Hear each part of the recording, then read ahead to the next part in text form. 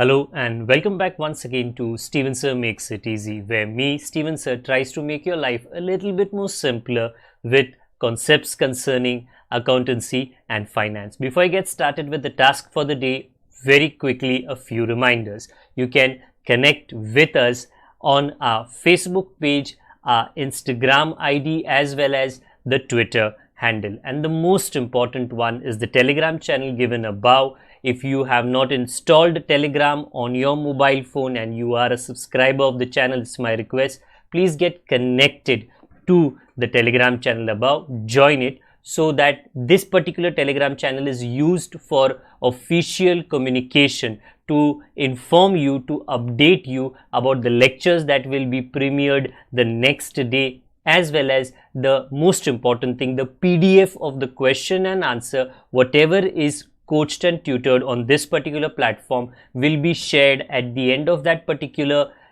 chapter, so that you can download it and use it for your future reference basis. Also, if you do intend to purchase the textbook from which the necessary questions are explained during the various lectures, the purchase link is provided in the description of every lecture.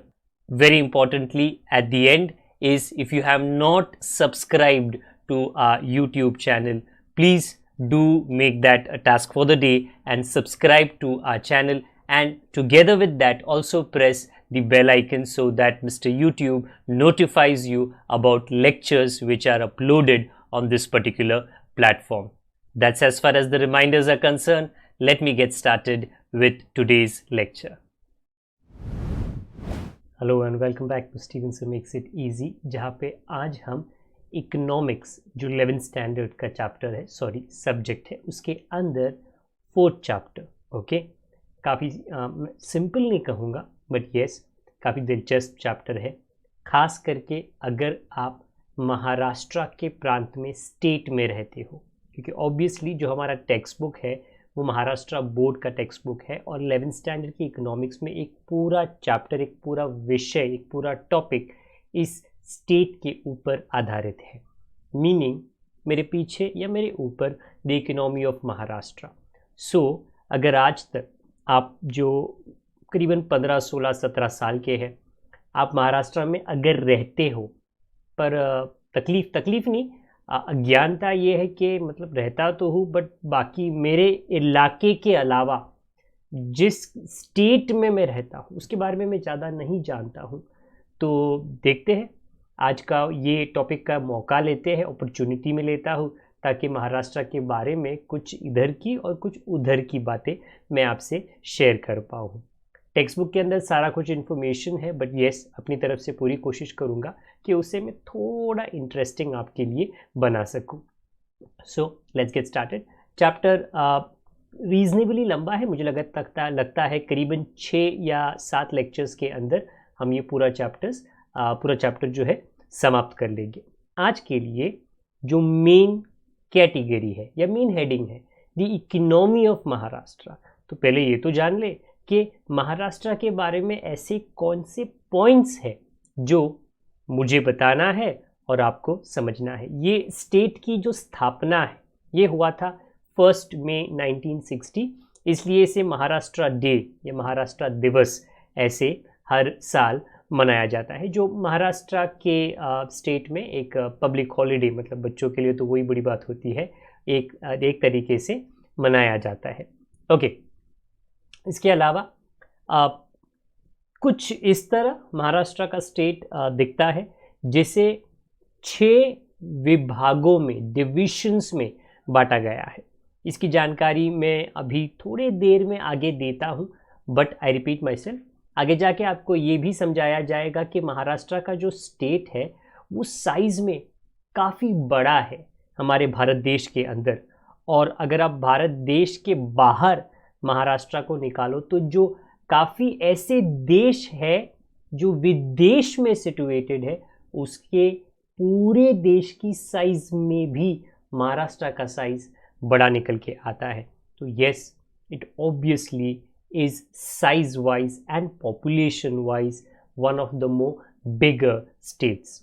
तो manage करना कोई भी बड़ी company के CEO को अगर आप पूछोगे कि मतलब आप आपके कंपनी को पूरी तरह से मैनेज करते हो, क्या आपको पता है आपके कंपनी के अंदर कितने डिपार्टमेंट है, कितने डिपार्टमेंटल हेड है, कितने सुपरवाइजर्स है, कितने मैनेजर्स है, वो मतलब बड़ी ईमानदारी से बोलेगा सर नहीं पता।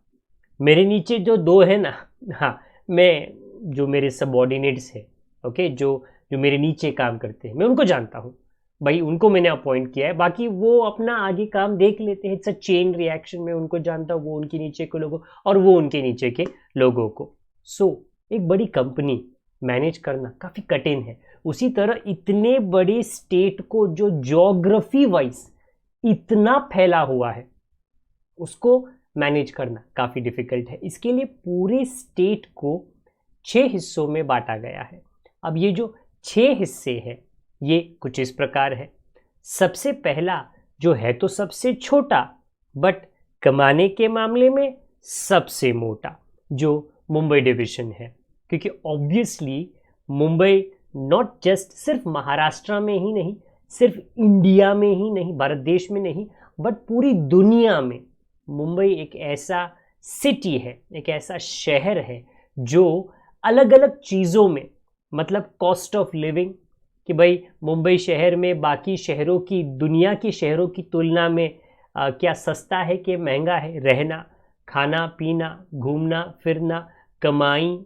सो ये सारी चीज़ें, क्योंकि दुबई नहीं, मुंबई के अंदर इतना इम्पोर्टेंस दिया गया है। आप उसे शेयर बाज़ार के लिए कहे, आप उसे फिल्म इंडस्ट्री के लिए कहे, या तो फिल्म स्टार्स रहते हैं क्योंकि बॉलीवुड की इंडस्ट्री है, या बड़े बड़े इंडस्ट्रियलिस्ट रहते हैं क्योंकि बड़े बड़े इंडस्ट्रीज़ का जो रजिस्टर्ड ऑफिस है वो मुंबई शहर के अंदर है।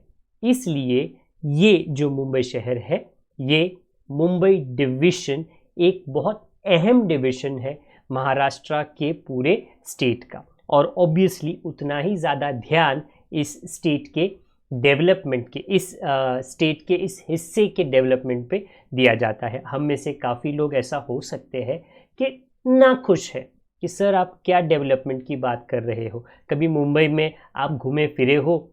जी हाँ, क्योंकि मुंबई का हूँ, तो मुंबई में मैंने पिछले काफ़ी साल, मेरे सारे साल, पिछले नहीं, मेरे सारे साल मैंने निकाल दिए हैं। हाँ जी, कंप्लेंट्स तो हमारे भी है, बट ये पूरी आशा रख सकते हैं कि मौजूदा सरकार, आने वाली सरकार, मुंबई जो महाराष्ट्र को कमा के देता है उसके रिटर्न में मुंबई पे जो ध्यान दिया जाना चाहिए वो 101% दिया जाए, और जो मुंबई डिवीज़न है ये डेफिनेटली और इंफ्रास्ट्रक्चर में और बाकी की सुविधाओं में, फैसिलिटीज़ में और बेहतर बन सके। So the first division is the Mumbai division. The second division is the Nashik division. अब ऑब्वियसली ये साइज़ में मुंबई से काफ़ी बड़ा है, और बाकी के जो डिविजन्स है उनमें बाकी के जो इंडस्ट्रीज़ है, अच्छा आप कॉटन टेक्सटाइल कह सकते हो, आप आयरन ओर की टेक्सटाइल की इंडस्ट्री कह सकते हो, आप शुगर की या खेती बाड़ी जो होती है वो काफ़ी तादाद में ज़्यादा है, क्योंकि ये ज़्यादा एग्रीकल्चर बेस्ड इकोनॉमी है महाराष्ट्र की। तो this is the second division of Maharashtra. तीसरा आता है औरंगाबाद डिवीज़न। अगेन हर डिवीज़न की कुछ ना कुछ खास बात है, हर डिवीज़न के अंदर कोई ना कोई स्पेशलिटी है, जहाँ तक वहाँ के खाने का, वहाँ के रहन सहन का, वहाँ के लोगों का, उनकी वेशभूषा का, या वहाँ पे जो कल्टीवेशन होता है एग्रीकल्चर के अंदर, सारी चीज़ें काफ़ी हद तक अलग है। हमारे पीछे है अमरावती का डिवीज़न। जैसे मैंने कहा 6 डिविजन्स में पूरे महाराष्ट्र के स्टेट को, प्रांत को बांटा गया है, क्योंकि ये इतना बड़ा स्टेट है, इसे मैनेज करना एक ही द्वारा, एक डिवीज़न कंसिडर करके काफ़ी मुश्किल हो जाएगा। इसके बाद आता है आखिर का नागपुर का डिवीज़न। अगेन साइज़ में मुंबई से ज़्यादा, बट बाकी जो डिविजन्स है उसमें कम। हर डिवीज़न की अपनी अपनी खास बात है, हर डिवीज़न के ऊपर अलग अलग लेवल्स पे कंसंट्रेशन गवर्नमेंट के द्वारा किया जा रहा है। ये तो हुए महाराष्ट्र के स्टेट को कितने हिस्सों में बांटा गया है, किसके लिए, ताकि उसके ऊपर उसको चलाना, उसको एडमिनिस्टर करना, उसके पीछे उसके प्रोग्राम्स बनाना, उसको फॉलोअप करना थोड़ा सिंपल हो जाए। आए महाराष्ट्र के बारे में कुछ इम्पोर्टेंट मुद्दे हम सीख लें। ओके, क्या कहा गया है?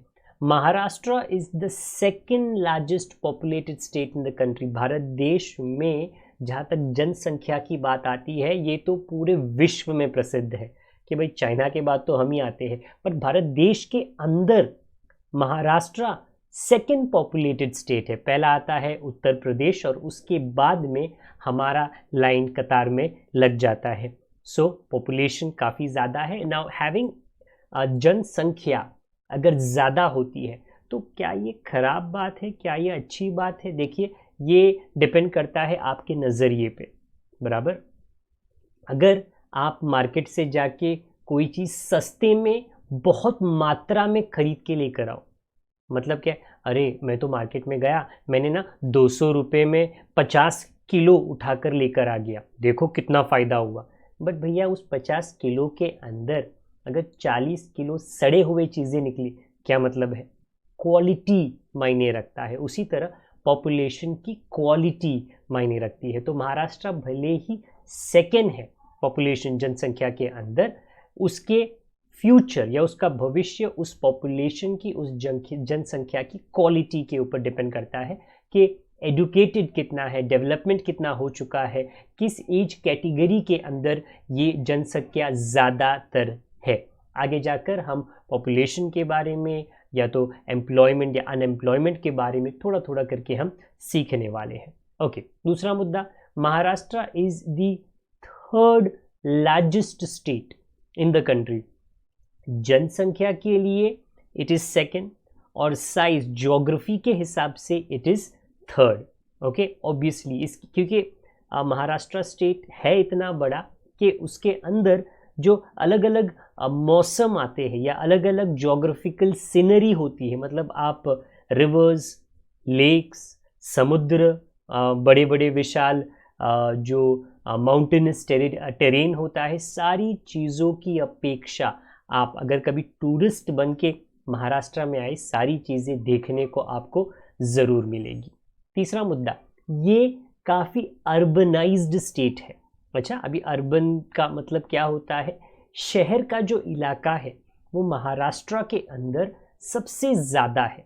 मतलब जैसे ऊपर कहा गया है, urbanise state with 45.20% of its population living in towns and cities. तो गांव देहात में करीबन 55% लोग रहते हैं, बट 45% लोग शहरों में या शहरों से जुड़े हुए जो टाउन्स होते हैं वहाँ पर रहते हैं। अकॉर्डिंग टू 2011 सर्वे, ये काफ़ी पुराना सर्वे है, अभी 2021 का मुझे लगता है रिजल्ट थोड़े ही टाइम में आ जाएगा, बट जो लेटेस्ट सर्वे किया गया था उसके हिसाब से जो सेक्स रेशो आता है कि कितने पुरुष और कितनी स्त्रियाँ, कितने मेल और कितने फीमेल है, तो महाराष्ट्र के लिए इट इज़ 929 फीमेल्स पर 1000 मेल्स। अभी अगर आप में से कोई पूछे सर इसके साथ हमको क्या करना है, देखिए कोई भी चीज़ अगर इम्बैलेंस होती है, बराबर 1000 to 1000 इज बैलेंस, बराबर। अगर थोड़ा ये ज़्यादा हो जाए या ये कम, या ये ज़्यादा हो जाए या ये कम, there is going to be imbalance. और इम्बैलेंस अगर आप होते हो, आपकी साइकिल या मोटर गाड़ी कभी आगे नहीं जा सकती है। वो चार पहियों पे जब तक है और बैलेंस्ड है वो अच्छे से जाएगी, वरना दुर्घटना ज़रूर होने वाला है द मोमेंट वो इम्बैलेंस हो जाता है। तो ये जो रेशो है कि if there is 1000 males there are 929 females, ये थोड़ा स्क्यूड रेशो है, ये अच्छा नहीं है, इसमें इम्प्रूवमेंट लाना बहुत ज़रूरी है। The number of females compare to males is very less. आप में से अगर कोई कहे बट सर 929, सर कुछ 19-20 का फ़र्क है, ज़्यादा नहीं, तो प्लीज़ अंडरस्टैंड करना ये 1000 मेल्स की बात हो रही है, एक रेशो आपको बताया जा रहा है। जैसे ये 1000 को आप 2000 करो, 10,000 करो, 1 लाख करो, जो डिफरेंस आता है that is the female and the male difference number का, ये काफ़ी बढ़ जाता है। और जब ये काफ़ी बढ़ जाता है तो इम्बैलेंस ऑटोमेटिकली हो जाता है। सरकार अपनी तरफ से अलग अलग ऑर्गेनाइजेशंस अपनी तरफ से पूरी ये कोशिश कर रहे हैं कि ये इम्बैलेंस जो होता है, पॉपुलेशन का मुद्दा चुटकी बजाकर कभी सॉल्व नहीं होता। पॉपुलेशन से जुड़ा हुआ हर मुद्दा एक लॉन्ग टर्म प्लानिंग अगर रखा जाए तो ही सुधारा जा सकता है, और ये हम आशा रख सकते हैं कि ये आगे आने वाले कुछ सालों में because of better literacy, because of better education, ये ऑटोमेटिकली चेंज हो जाए। And the importance of a girl child, देखिए जो महत्वता है ओके एक गर्ल चाइल्ड की, वो सभी को रियलाइज हो सके। अगला मुद्दा, द स्टेट्स जो पढ़ाई का लेवल है, लिटरेसी रेट वो 82.3% है। ये इतना अच्छा नहीं है, ये और बेहतर ज़रूर हो सकता है, बिकॉज दूसरे स्टेट्स भी है जहाँ पर जिनकी जो पॉपुलेशन या लिटरेसी का जो रेट है वो इससे काफ़ी ज़्यादा है। अगला, महाराष्ट्र के अंदर जो ग्रॉस स्टेट डोमेस्टिक प्रोडक्ट है वो काफ़ी ज़्यादा है। तो आप ऐसा सोच ज़रूर सकते हो कि भारत देश के अंदर कौन सा एक ऐसा हिस्सा है जो भारत देश को सबसे ज़्यादा कमा के देता है, वो महाराष्ट्र है। बट येस, दूसरे अभी स्टेट्स भी है जैसे गुजरात कहिए जो महाराष्ट्र को टक्कर दे रहे हैं, और हो सकता है कि कुछ समय में आगे भी निकल जाए। तो येस, महाराष्ट्र का स्टेट और महाराष्ट्र की जो सरकार है अपनी तरफ से पूरी कोशिश कर रही है कि वो नंबर 1 पायदान पर बने रहे।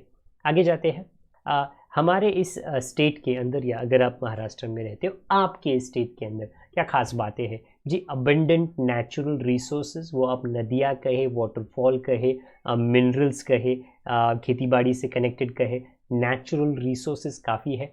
Availability of skilled man power, ये बहुत इंपॉर्टेंट है क्योंकि हमारा पॉपुलेशन इतना ज़्यादा है, और उस पॉपुलेशन को अगर अच्छी ट्रेनिंग दी जा रही है तो स्किल्ड मैन पावर, ओके ऐसे नहीं कि भाई घर पे बैठा हुआ है कोई काम नहीं कर रहा है, नहीं, वो पढ़ा लिखा है और वो काम करने के लिए रेडी है।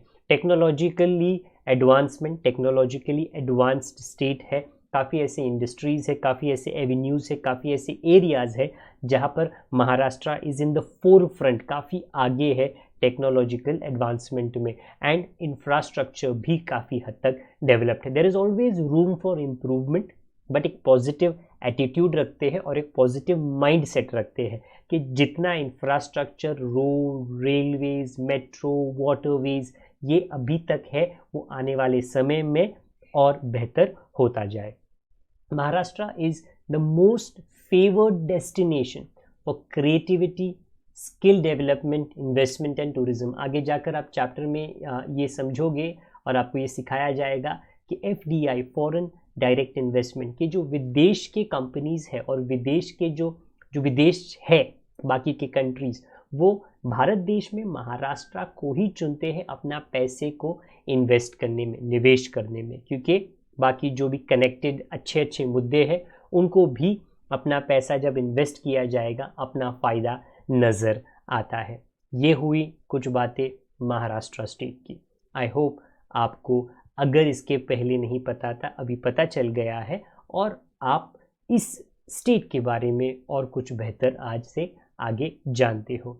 आने वाले लेक्चर्स में हम महाराष्ट्र स्टेट किस किस हिस्सों में बटा हुआ है, कौन से सेक्टर्स है, क्या परेशानियां हैं, और उसके लिए सरकार क्या क्या प्रोग्राम्स को लेकर आ रही है उन परेशानियों को हल करने के लिए, वो आगे जाकर हम डिस्कस करेंगे। अगर कोई डाउट है, कोई सवाल है, कमेंट बॉक्स का इस्तेमाल करें। अगर आप हमारे पुराने मित्र हो तो लेक्चर वीडियो के लिंक को दूसरों के साथ में साझा शेयर ज़रूर करें, और अगर आप नए हो तो सब्सक्राइब बटन और बेल आइकन को ज़रूर दबाएं। मैं आपसे जल्द ही मुलाकात करूंगा, तब तक के लिए अपना ख्याल रखिए, बड़ों का, छोटों का, परिवार वालों का, सभी का ख्याल रखिए। Good day to all of you, God bless, bye for now.